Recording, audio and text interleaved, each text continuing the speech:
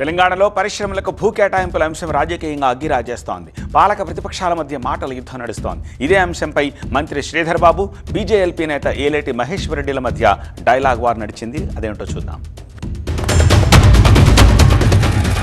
ఈరోజు ముఖ్యమంత్రి ఉండరు, దాంట్లో మంత్రి గారు ఉండరు ఆ కమిటీలో, చైర్మన్ గారు ఉండరు ఆ కమిటీలో.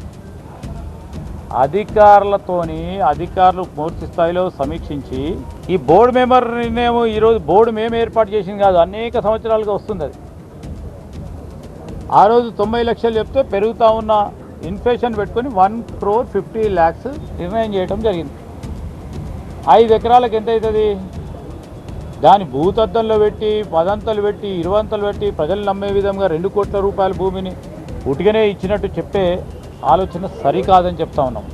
ఎందుకంటే పరిశ్రమలకు సంబంధించి 200 కోట్లు పరిశ్రమలకు సంబంధించి ఔత్సాహికులకు మనం ప్రోత్సాహం చేయాలి. అక్కడ ఉన్న విధి విధానాల లోపలనే నిర్ణయం చేయబడటం జరుగుతుంది.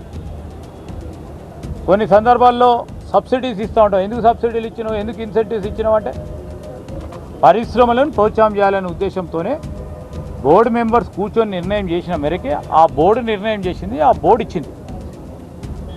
సో దీంట్లో ఇష్యూలేంది, 7.5 కోట్ల రూపాయలు ఆ బోర్డు నిర్ణయం చేస్తే దీనికి 200 కోట్లు ఎట్లా వస్తాయి? నేను ఈరోజు శ్రీధర్ బాబు గారు మరియు మంత్రిగా ఈరోజు ఆధారాలు అడుగుతూ ఉన్నారు కదా.